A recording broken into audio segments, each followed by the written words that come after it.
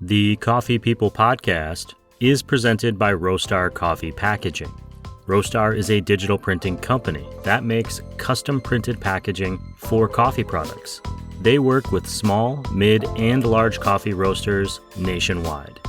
Go to roastery.com to learn more about their fast turnaround times, high-quality packaging products, sustainability efforts, and low printing minimums, which enable your small business to tell a really big story. If you are ready to upgrade those coffee bags, go to roastery.com.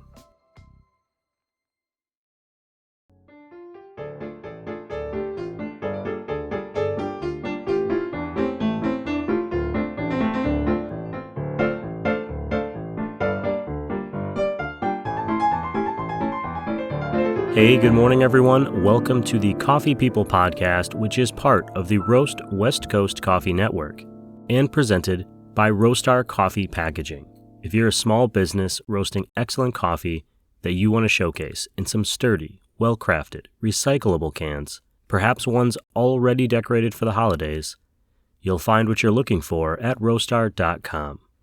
I'm Ryan Woldt, and this is the Coffee People podcast, where we meet interesting people connected to the world of coffee. We're dropping this episode a day early, so you have something to listen to on your way to Thanksgiving, and so that we can wish today's guest, Ben Wilde, a happy early birthday, which he's celebrating tomorrow. Be sure to hit up his social medias. You'll find those links in this show's podcast notes or on roastwestcoast.com. Ben, along with his wife Kina, is the founder of multiple businesses, including Pacifica Renew, a specialty green coffee importer with a direct connection to China, and Chinatown Coffee Roasters in Los Angeles. And Ben is one of these people that just can't stop. In fact, between our original chat and our plan to record this show, Ben and his wife started another roastery in Utah. It's a lot to dig into, so I'm going to let him explain it all during this Coffee People podcast conversation. So wherever you are, I hope you've got a hot cup of coffee and you're enjoying the drive, because it's time for another Coffee People conversation, this time with Ben Wilde.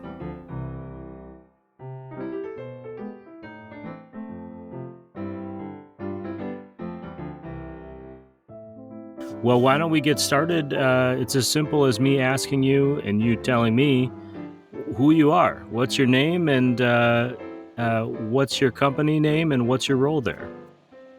Sure, yeah. My name is Ben. Sometimes I go by Benito for fun. My parents they either called me Benji, Benjamin, or Ben. And sometimes I was called Benjamin. So because I had a lot of nicknames as I got older, I gave myself Benito. But yeah, it's Ben. Last name is Wilde, like the Old English with E at the end. No relation to Oscar. My wife and I founded two companies. One focuses on importing specialty green coffee called Pacifica Renew. That was when we were living in the Bay Area. We lived on the East Bay, in the San Francisco Bay Area. And then we founded Chinatown Coffee Roasters when we had moved to LA, specifically Chinatown, LA. So obviously one just deals with importing and supply, and the other deals with roasting, wholesale roasting. What were you doing before you got into coffee? I've been for probably, I'd say since 2006, involved in the recycling industry. And it really, when it started, my wife and I had a completely different business, which is too long to go into. And we started, and we didn't want to stress it with financials by drawing an income. So we agreed I'd go out and get like a quasi part-time job that we could live off dirt poor, and she'd run the day-to-day operations. And that was 2005. I then, a few months into that, we launched that program, and I just found a company that was looking for their first employee. They were a recycling startup, very low key. They specialized in paid pickup recycling service, everything from residential, commercial to business. And they said, hey, we just need a capable guy. It was a husband and wife team, real cool. They're not around anymore. I'd shout them out. But and they wanted me to just manage it. So I got into recycling, and one thing led to another. I'd spend time driving forklifts, sorting through, smelly, nasty recyclables, buying and assessing metals and electronic scrap. So I've really worked in all facets of recycling.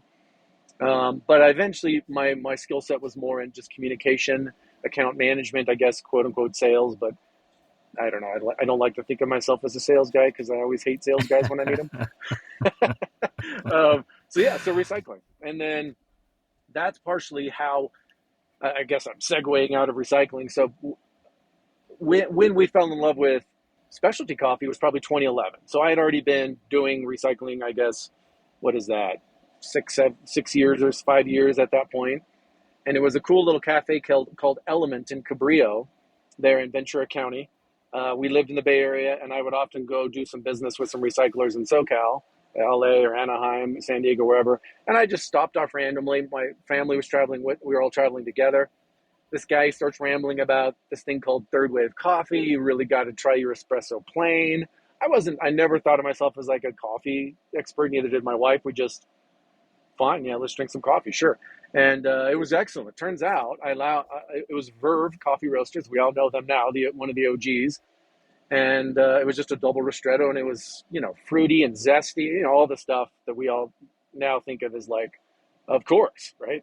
But at the time, it was mind blowing.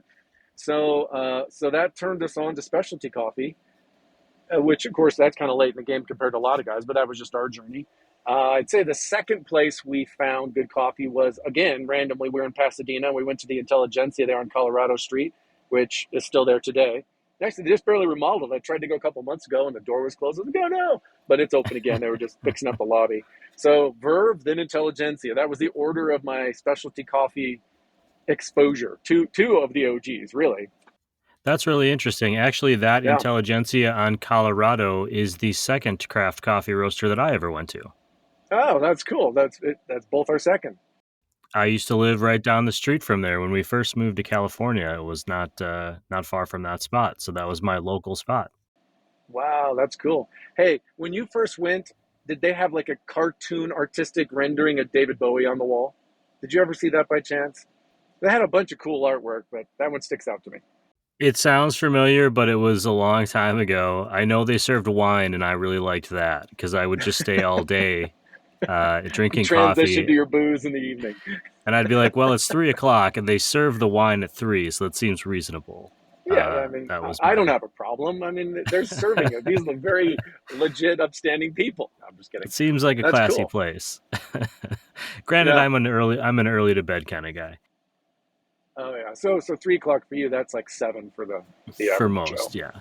I don't go to sleep, but I do get into bed early. Well, that's really interesting that's kind of how it was just that pulling off the road and starting got you excited about craft coffee. But getting excited about a good cup of coffee is a long way away from getting into business. How did you get into, like, what Yeah. was the next Yeah. step for you? Where did you go from just drinking craft coffee at coffee shops to thinking, I want this to be part of my life? Yeah, it was. Well, it was fairly economically motivated. Well, I mean, I guess on the one hand, my wife and I both kind of grew up like just, I don't know, what do you call it anymore, working class. So we're kind of DIYers. We were not like super DIYers. We like spending money and having people doing stuff for us, but we also like to learn things and do it ourselves. And we lived in an expensive place, didn't have a home, so we paid killer rents that just went up every year. And so we didn't have a ton of money to be dropping $25 a bag once a week because we liked the coffee and we were drinking it not just once a day, right? So it was very practical. I thought, I wonder if there's a way we could like roast our own coffee that's this good so we don't go bankrupt funding this lovely new habit. And so, you turn to the interwebs, turn to the internet, and I don't know if it was some people I forget. Definitely Sweet Maria's was one of the influences. They're out there, great for home roasters. But the first thing I got was just, try it in a pan with a spoon. And then I bought the old Whirly Pop popcorn hand crank machine and upgraded to a modified air popper, that whole thing. Bought a Baymore. But that was 20, I want to say, I say 2015 because I don't want to overstate it. It could have been late 2014, but right around there, maybe early 2015 is when those first experiments started. Of course, I quickly realized, okay, I'm going to figure out how to roast, although this is kind of hard, but it's really fun. Now I realize there's such a thing as like, you got to start with good green coffee. You can't just roast anything. So shout out to a really cool roastery in Fremont, California called Devout Coffee, because we lived in Fremont. They don't know me, I don't think, but they started as a little coffee cart, And I, of course, by then was on to hey, there's such a thing as good coffee. So I'm like, I found Chromatic. Hyber's a great guy there in the South Bay. There was obviously plenty of North Bay, San Francisco, Berkeley, Oakland, great roasters that did the light roast, third wave, specialty style. But there wasn't really anything in the South Bay other than Chromatic and that I knew of. So they opened a cart, I think, in 2013 and started remodeling a building in 2014, I want to say. And so that I was so stoked. Me and my wife started regularly going in there. And they were nice enough to just sell us a pound of our first specialty coffee, which was a Costa Rican. I don't know which farm. I don't know which area. I just know it's from Costa Rica. Maybe Santa Maria, actually. Anyways, so I just said, I'm trying to learn to roast. Can you get me some good green? And then later I found Sweet Maria's and was able to directly start buying Yirgacheffe and all this different stuff. So that was probably 2015. By 2016, I think I had the Baymore, and then Keen and I could experiment with different roast profiles. Keena's my wife. My wife and I could experiment with different roast profiles with the Baymore, and then we started feeling, now it's starting to actually come close to the taste of the good stuff. On the air popper, it was interesting. We knew how to not get to second crack and ruin it, but it couldn't get the consistency, the repeatability. But once we had the Baymore, it was a good enough piece of machinery that all the stuff we were reading and YouTube videos we were watching could be applied better. So that got us on that road. It's really incredible how you can learn on your own. And at some point in that process, you thought, this is good enough to give to other people. Not only is it good enough to let other people taste it, it's good enough to ask them for money in return. Do you remember what that feeling was like? Yeah, my wife's more humble than me. She's always like, no. Like, first of all, like, we're busy, and second of all, like, just chill. Even if it is pretty good, let's not assume it's good enough that anyone's going to want it, right? So we give it, but when you give it to friends and the in-laws and whoever, and they go, and people that have had specialty coffee, and then you don't know if they're lying to you because they're friends and in-laws, right? But it seemed the feedback was good. So 2016, was when we contemplated actually maybe we should start a little roastery just for fun on the side, but we didn't, but so just really we were super beginners, but because I think we have that DIY, maybe you call it an entrepreneurial spirit, we kind of think no matter what we're doing, part of the journey is to engage in that market. And so it wasn't that you have to be an expert before you can sell or engage in a business. It's just you need to know where you're at, be honest with it to yourself and to your potential customers. But no, we obviously didn't jump into it that early, but we started talks probably a year or so into our little home roasting adventures, just amongst ourselves, exploring the idea. So then when does that transition into a business? Did the roasting business come first or did the importing business come first? Pretty much simultaneously. So I founded Pacifica Renew. We're in the Bay Area. This is right before we decided to move to LA. We didn't know at the time, obviously, we're going to move to LA. But and I found it thinking I would do something in recycling. So I didn't come up with the name Pacifica Renew as a coffee importing company. I just thought I'm going to start a company. There's other stuff not related to my main recycling that I can do. There's no conflict, and I'll just start this business. Then we moved to LA. I'm not really paying attention. We get to LA. We get to Chinatown. My wife brings it up randomly, like it would be really fun, to take our weekly roasting and maybe make it to where we're roasting daily instead of weekly, on our little 1 kilo bullet, right? Elio bullet. So I'm like, oh yeah. It just reminded me of those talks we'd had years in the past. And maybe it's because we had just moved. Maybe it's because COVID was still sort of in this, we'd been in, this is probably 2020 or 2021, maybe early 2021. COVID's been going, but it's new. Or not new, I guess it's maybe the middle of it. I can't remember the dates anymore, but maybe it was all of these environmental factors that made us just feel that creative. Yeah, let's do it. No pressure. I have my recycling industry income. That's how we live. We can do it right. We can focus on quality and good customer relations and just do something we're proud of. And so and we live in Chinatown. We roast in our kitchen here in Chinatown. Let's call it Chinatown Coffee Roasters. Super simple. and then and so we're like, cool, let's do it. So we start working on logo designs and all that. And what prompted the conversion of Pacifica Renew into a coffee company was probably, I don't know if it was in the first few weeks or possibly first few months, we thought, I thought, well, okay, I now know of a handful of good quality specialty coffee importers that we buy from and had been for years now at that point. But I think it'd be neat to establish relationships directly with farms and import some ourselves and just try that. And I thought, oh, wait, I already know importing and exporting. I do that in the recycling industry because sometimes a specific metal or type of paper will go to Missouri, and other times it'll go to Alberta, Canada, another time it'll go to Guangzhou, So I basically had a freight forwarder that worked, not worked for me as an employee, but was my regular freight forwarder. I knew customs procedures, importing, exporting, Incoterms, all of this stuff. I'm like, oh, so if I can just go meet some farms, then I can employ my logistics capabilities, and that won't be my weakness. My weakness will be the coffee side because neither of us felt like we're these experts. We're not Q graders, right? We're just passionate coffee geeks that by this time had 5 or 6 years of specialty coffee experience under our belts, but not professionally, just, closeted home coffee geeks, right? So we did. Decided to convert Pacifica Renew. I was like, well, that's already incorporated.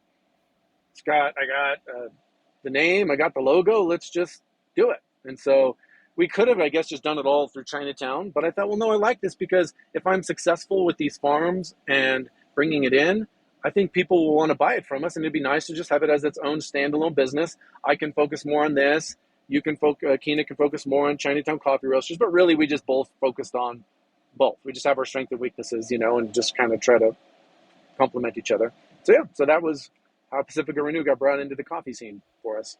If you heard me laughing a moment ago, it was only because you thought at the beginning what wasn't quite maybe the height of the pandemic era, the easy part of your job would be to just go meet some farmers overseas. Yeah, no, it's that didn't turn out to be as easy as we thought. And you started a coffee company with a focus on Chinatown in LA, but also I know you have a kind of a passion for Chinese coffees, which I think is really unique.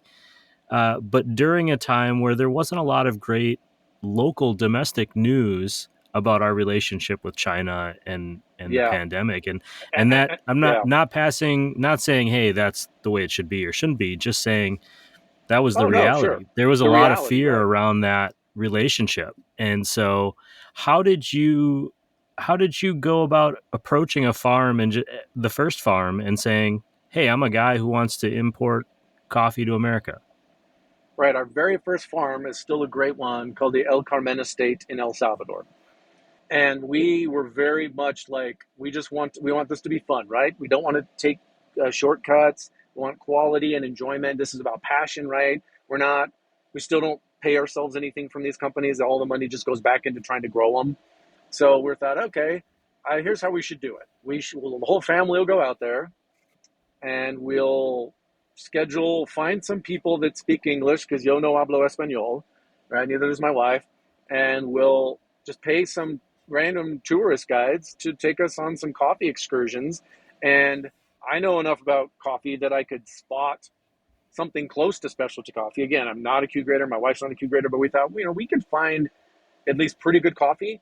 And then it's a matter of the skills I already have, which is relationship building. So find the place, meet the people, bring home samples, sample roast those. And if we fall in love with it between cupping it at the farms, sampling it at home, then a lot of it's the hard part of, do you trust each other? How do you put together logistics and payment terms? But I've done that for 15, 16 years in recycling. So for me, that's not the hard part. But that I can get how for most people, that's probably the risky part. The easy part for most people is probably they grew up, they've worked for other traders. They're like super good at coffee. That was a little bit more of our weakness. But I felt like if we just go do it in person, there's a little bit of naivety, like you can find good people if you try to treat people good. That was kind of how we did it. Sure. And it was great. They were really friendly, specifically at El Carmen. Went out 2 days later again, just by myself that time, because the kids can only, they were touring the farms with us, right? They can only take so much of it because it's, 100,000,000% humidity and they're a bunch of city slickers. So went out again, did some additional sampling, a meeting with them, and great. So that's been our philosophy, is just try to be genuine and straightforward. and hopefully the good guys will surface and the sketchy ones will disappear. I have to be honest. I'm kind of sitting here thinking, man, what a ballsy, no fear move to do that and to do that with your family. But I also think that's a great way to get things done because you figure out what your weaknesses are. You make mistakes quickly. Move fast and break things was like a startup era mentality. Yeah, that's a good, I remember that phrase. That's probably a little bit of how my wife and I have generally operated, Sure. which has its downsides, but it's. The award-winning Moster Coffee isn't just a place for coffee. It's a place for great beer and food and remote working and the telling of stories and uplifting the community. Not just the craft coffee community, but the communities Moster Coffee serves and the greater world. The Moster Coffee Company was started to help farmers around the globe build generational wealth for their families. While you can purchase a cappuccino and a latte anywhere, Moster wanted to create coffee for their customers that not only tastes good, but does good. Learn more about Moster Coffee's impact on mostercoffee.com and follow @MosterCoffee on social media to be inspired by the founders, Bev, Jaylyn, Sam, and Mike, who've gone above and beyond to create a coffee circle that strengthens all of those around them. At mostercoffee.com, you'll find your next favorite cup of coffee. When I met you in person, we talked a little bit about the Chinese coffee connection. China isn't a place that I normally Mm-hmm. think of when I think of specialty coffee. Why did that change for you, or why was that something that you got interested in, that region? Yeah, well, I'm super glad and love talking about Yunnan and Chinese coffee because, like, even now, like, it's a small emerging coffee, specialty coffee origin, right? And Pacifica Renew, Chinatown, very small companies. It's fair to say nobody knows us, or pretty much nobody. And I'm already like super proud of it, as if it's like some legacy. Normally 10, 20 years later, you look back and go, wow, but like, it's just so cool because it was a little bit of luck. Like, props to Kina, to my wife, for saying, hey, we're in Chinatown and our kids, are doing the Mandarin immersion program. We did a lot with Chinese stuff in the Bay Area. We're roasting in Chinatown. We really hit it off with our partner Alex, a longtime resident, antique shop owner. And she's just like, well, maybe we should find and see if there's any good coffee in China. And of course, she's sort of like, although that's probably not a thing. And I quickly add, oh, yeah, there's no good coffee in China, because that's just always been the mantra, which understandably, it earned that mantra by not having good coffee for a long time. But it was still like, oh, wait, again, this is because of just my very odd recycling career. I always had to find new recycling material, recycling facilities, if you will, and I had to consult and meet with them, work with them, find same thing, find the good ones and avoid the sketchy ones. And I had to find the matching processors that were looking for materials that recycler would produce. That's kind of the way you would describe what my career has always been, is I sort of bring the end user and the generator together, right? So I'm like, wait, I know how to do this, only it's coffee. And we're doing it in the other sense, but it's a little bit harder because there's not like you can just land in China and it's a small country with coffee farms everywhere. It's like, and at this time we can't fly to China, right? So instead I'm like, well, I whip out my WeChat app because I'm always talking to my Chinese friends and business associates on WeChat. That's the preferred app over there over WhatsApp. And I asked my buddy Alex there in Chinatown, who owns the antique shop, which are little roasteries in the back of. I say, Alex, you think my Mandarin translating is really slow, and I don't speak any, obviously. Do you think you could find some specialty coffee chat groups, or, I don't care, articles? I said, I'm looking, but by the time it's translated into English, it's not very useful, right? So he helps me out. He said, okay, yeah, let me look. He turns me on to a couple chat groups with each like 2,000 people. And I'm like, oh boy, okay, fine. I'll just dive in, and I just translating like a maniac. But they were so kind. This was all mainland Chinese people, zero foreigners. And they're like, oh, we have a foreigner in our forum. Like, so they're like cheering, yay, welcome non-Chinese person. I'm like, oh, great, thank you. This is so polite of you guys. And then I just have a conversation like, hey, do you guys know what specialty coffee is? I mean, I don't know if they just talk about like Starbucks, or are they specialty geeks? And it turns out it's all of the above. So a lot of the clatter was whatever, I just got a Frappuccino because Starbucks opened up in Shanghai, or yeah, I'm a farmer and I'm experimenting with, carbonic maceration, or it was like the whole Wow. spectrum.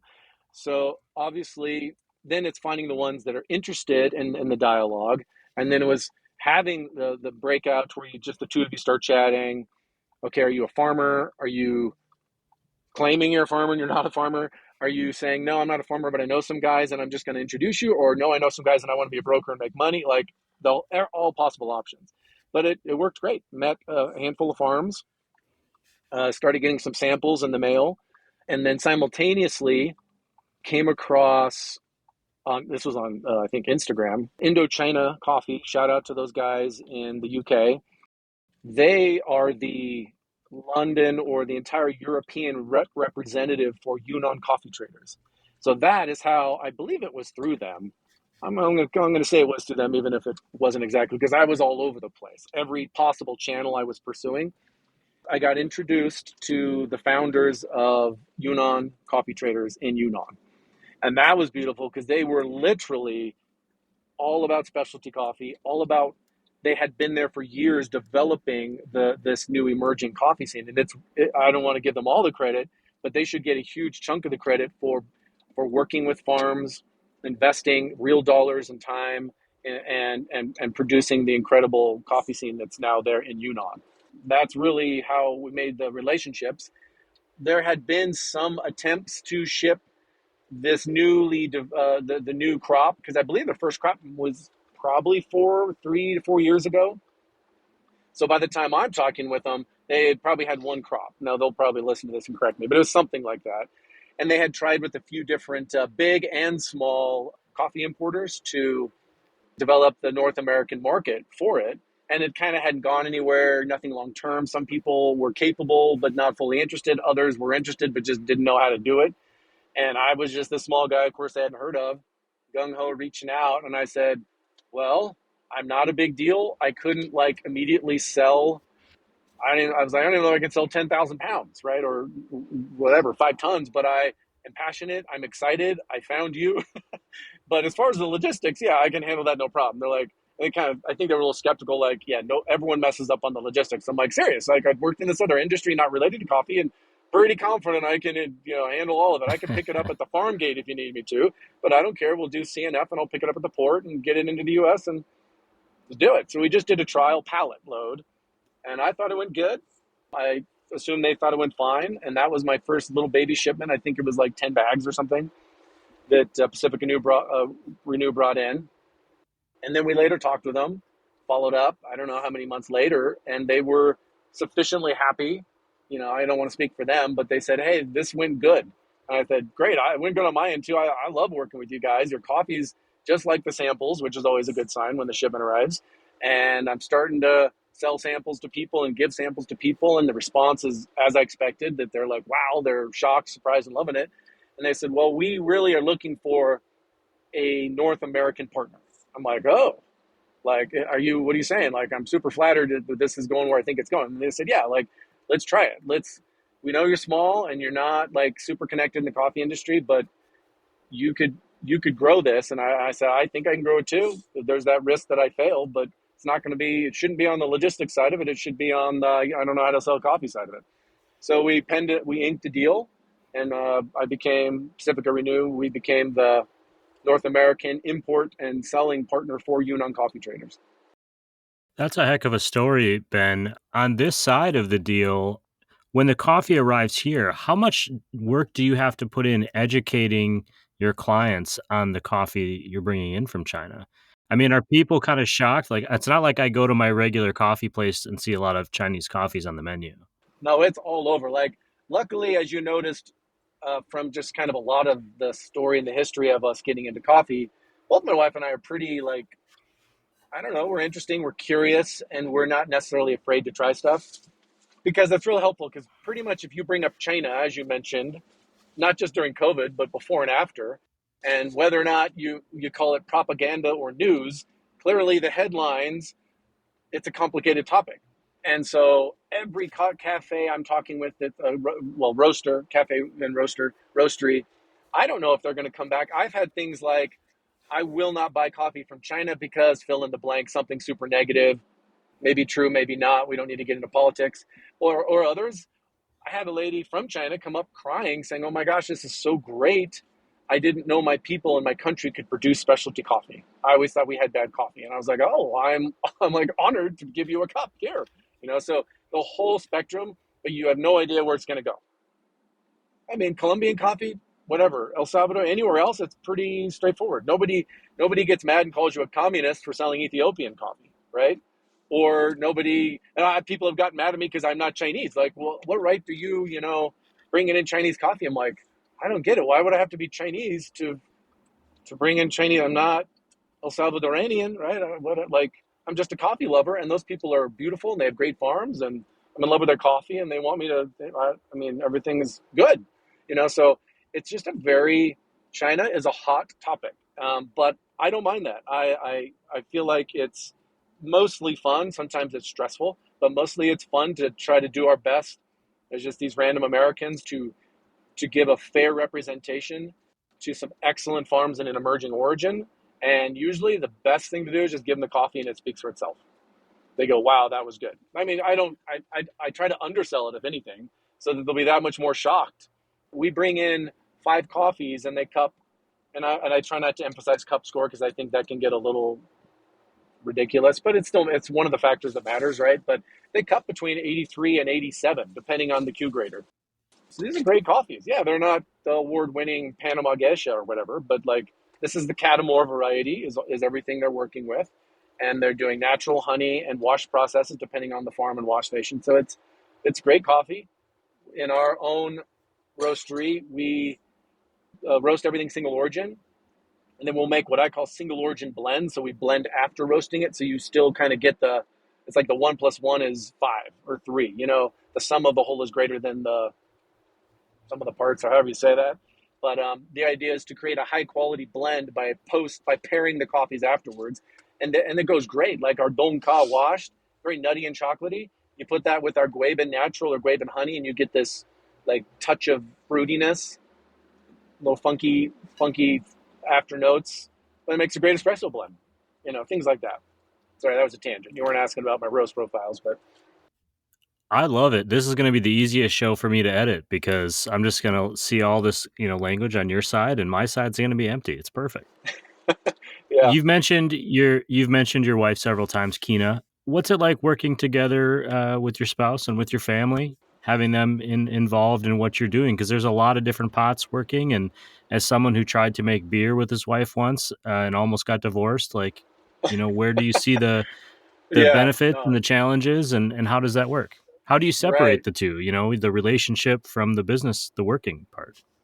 Well, we're not the like super idea. We're somewhere in the middle. Like we can work together, but we also just have to like carve out our that's your thing and I won't interrupt and this is my thing and you don't interrupt. Try to just have boundaries. And then like in the bigger sense of the whole family, we've always tried to travel together. I've always worked from home in the recycling industry and traveled a lot. And a good percentage of the time, it's always cost us a lot of money, but we've always tried to have the family come with me because my business would cover my expense. And then we would cover the rest of the plane tickets or the car travel or whatever it is. So we've always, as a family, done a okay job at enjoying being around each other and mixing business with non-business in a way that I don't know. Some people would say doesn't work, but we think it works. Works good enough. We still like each other. So mostly I just say it's fun. Yeah, as long as it works for you, that's all that matters. Right. We're a little weird. When I was getting ready for this show, I realized that in the time since I've seen you, you've started kind of a new operation in Utah. I'm hoping you can tell me a little bit about that. Namely, Yeah. how to pronounce it, because I don't want to screw it up. Oh yeah. So it's Quichapa Coffee. So the idea behind Utah. So we have family in Utah, and like we're fairly private, so I don't get into too many details. But there's for various reasons we felt okay. We were traveling. It's about 6 hour drive from LA. It's the very southern portion of Utah. It's closer to Vegas than Salt Lake City, for instance. 2.5 hours from Vegas, 6 hours from LA. So we were making that drive a ton, sometimes flying, but usually just driving for family reason. We got to the point where like, look, other than the roastery, we don't have to be in LA. I work from home. We can try to figure something out for various family reasons. Let's start spending more time in Utah. So we decided to get a place in Utah and downsize in LA. And this has all been over the past like 6 or so months, like fairly recent. But as we were planning to do that, we thought, well, geez, then that'd be kind of cool. We could open another roastery based there in Utah and just kind of at first we thought, oh, yeah, it'd be another branch of Chinatown. We're like, I don't know, Chinatown's about Chinatown. I mean, it's really about America because Chinatown is this really cool mix of literally the Chinese workers from nearly 200 years ago coming in and being forced into these neighborhoods and then making the ghetto into something beautiful. But then here, all this time later, it's to me, it's very American. It's like, good luck defining Chinatown, right? Like, what are its roots? Where is it now? Who are the people? What are those people's identities? And you're like, well, their identities change how far you go back, right? It's mostly Southeast Asians there at this point, or just random, all Americans, I guess you might say, in artist lofts, right? So Chinatown is a very unique place that we just love. We love the one in San Francisco. We visit them in other cities. We just thought, no, it's a standalone. We don't want to set up another Chinatown Coffee Roasters anywhere else. So we thought, well, let's just do something totally different, but still emphasis on the fundamentals of good coffee. And Quichapa is a local Paiute. So this is former Paiute country before the European, whatever, white, or what do you call them, Mormon pioneers came here like in the 1860s, I think. I'm in Utah right now, by the way. So that's why I say here. The Paiutes call a little lake that dries up almost every summer, but not this year because there's been so much moisture. They call it Quichapa Lake, and that is a translation into English meaning poop water or shit water. because the water is no good, because it's just like not a real lake, but it looks like a beautiful lake from the freeway. You're like, what's that lake over there? And it's this beautiful word, Quichapa, and so we just thought it's perfect. It's a cool word. It's about as local to the region as you can get. The Paiutes all think it's hilarious that we use it because we're calling our, what they call expensive snob coffee, and we are naming it shitwater coffee, basically, using their traditional language. So it's just really fun. I find that you got to have a sense of humor. That clearly you do. How are you engaging with people in general? You've got all of these different operations going on, so I imagine it's hard to maintain focus on any one area at any given time. So how are you Yeah, engaging with your customers? How can people find you and support you or get interested in these things? no, that's true. And we are guilty of, or maybe it's more me, I should take more of the blame, of being a little all over the place. I love talking to people. I love going into roasteries and cafes, seeing what they're doing, talking about, hey, you roast? I'd love to give you some samples. Oh, you don't roast? I'd love to give you some roasted coffee. Just wherever they're at, I want to be able to have a solution. I work with a great a distributor that refurbs La Marzocos and Slayers, or can get them for me new, so I can outfit people with their cafes with grinders and espresso machines and everything they want. So I love that. But yeah, like our website could really use some love. It's like the pictures aren't great. You can't buy green coffee on Pacifica Renew, but at some point we want to set that up, right? So there's like a huge list of ways, as an actual business goes, our businesses could be better.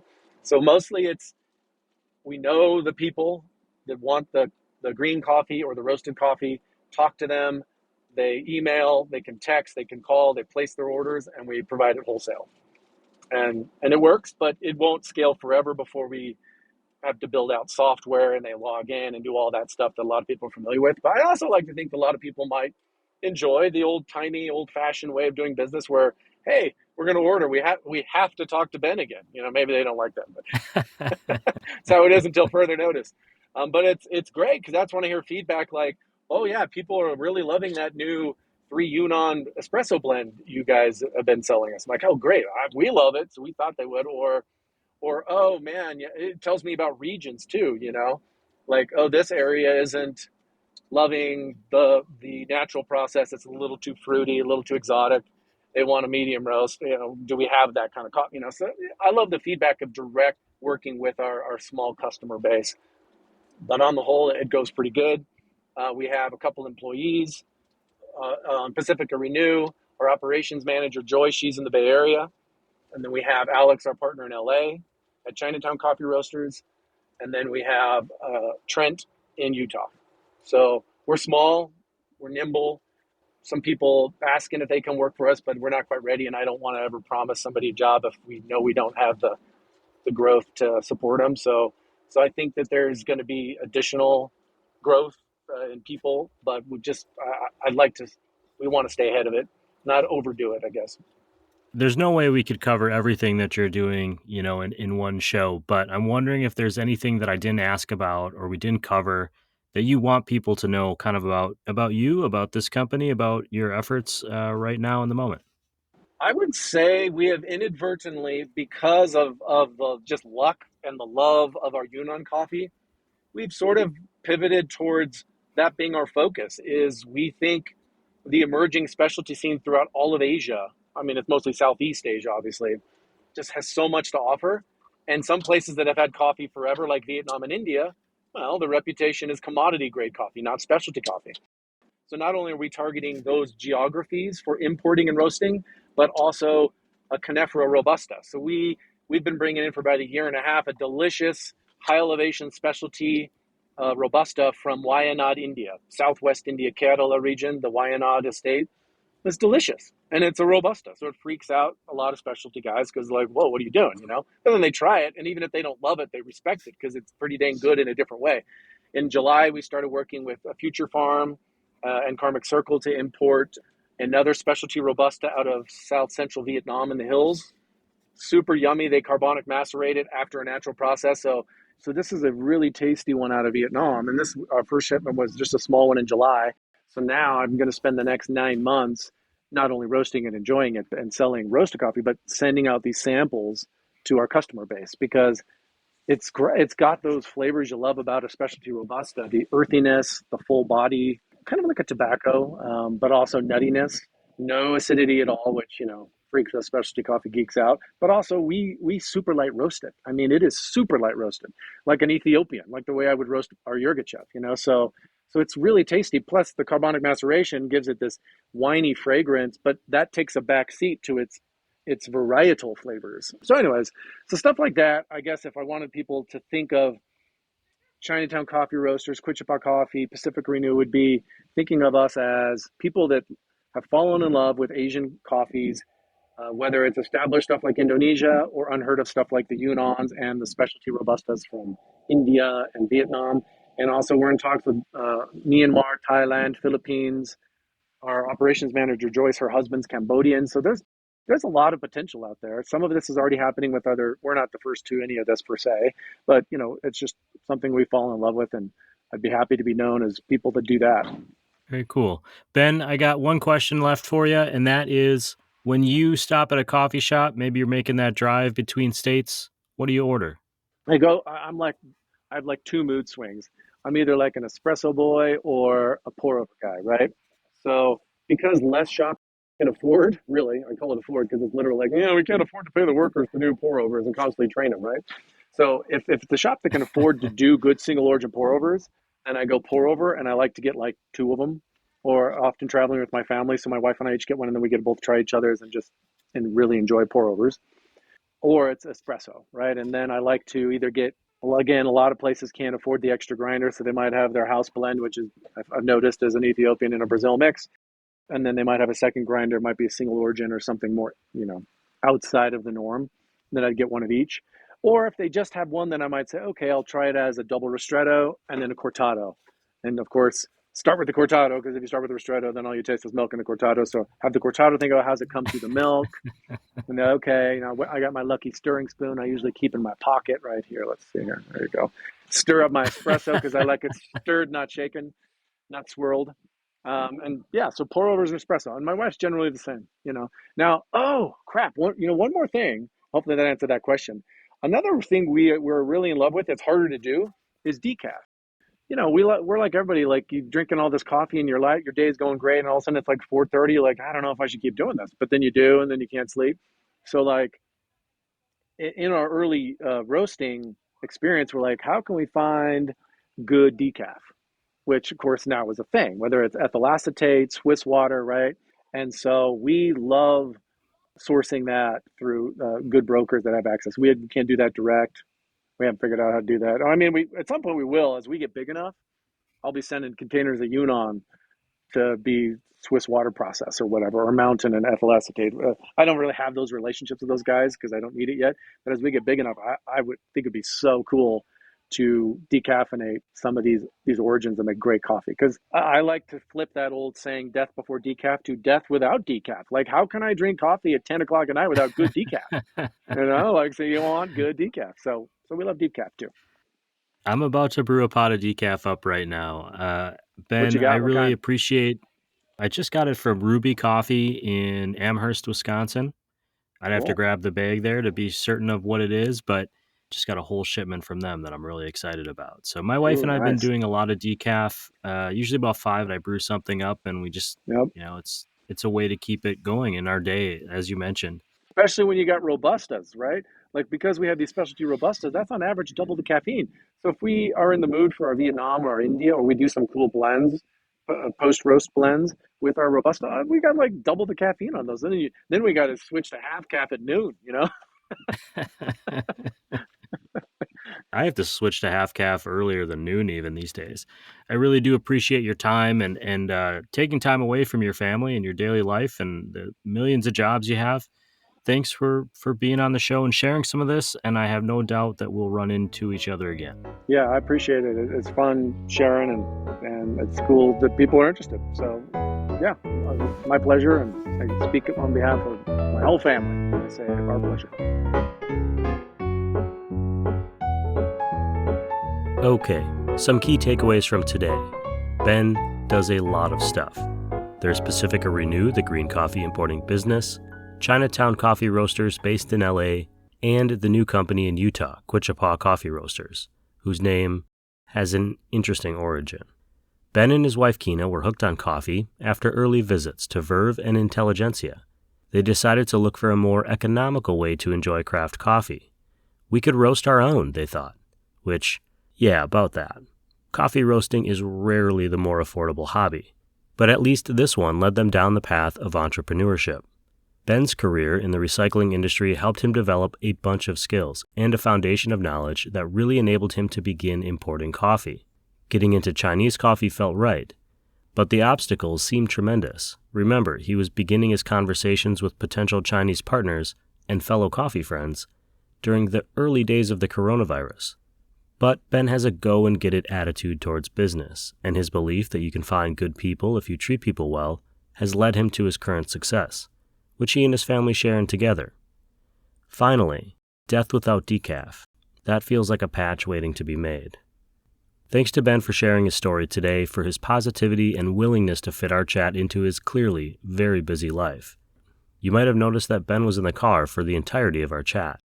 You'll find links to all of his businesses, including Pacifica Renew, Chinatown Coffee Roasters, and Quichapa Coffee Roasters, in this podcast's show notes, and of course in our wildly popular newsletter, which you can find at coffeepeoplepodcast.com. And if you find yourself in Southern California over the next month, don't forget to stop by Zumbar Coffee and Tea, Steady State Coffee Roasting, Camp Coffee Company, and or Acento Coffee Roasters to guess how many coffee beans are in the jar. We're running a holiday guessing game contest at all 4. The winners receive $50 gift cards or coffee and merch to the aforementioned, courtesy of this podcast. The contest runs through December 14th. Shout out to the engineers who've been breaking out the graphing calculators at Zumbar and filling that jar with guesses.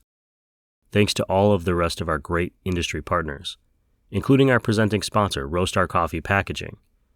They are an excellent coffee packaging company that tell the big stories of small business coffee roasters. Learn more at roastar.com.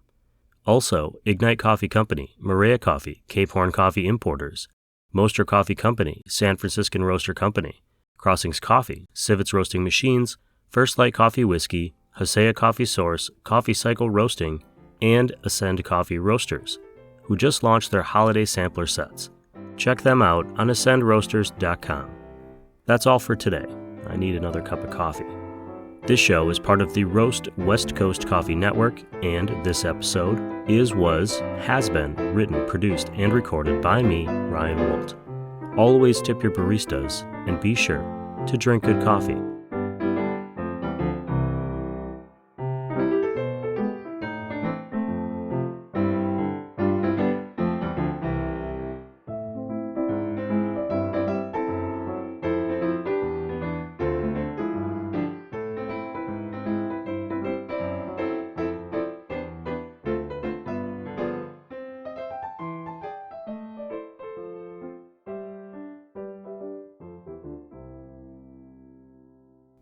Hello? Are you still there? The show is over. I'm out in Joshua Tree National Park taking a breather. But I brought my French press with me, and I'm brewing up pot after pot of Zumbar's Hummingbird blend while I finish my fourth novel, Tomorrow Eli and Tomorrow Jane. If you're looking for a book to read over coffee, you'll find a few that I've written at onewildlifeco.com, link in the show notes. Happy Thanksgiving, everyone. Talk to you soon.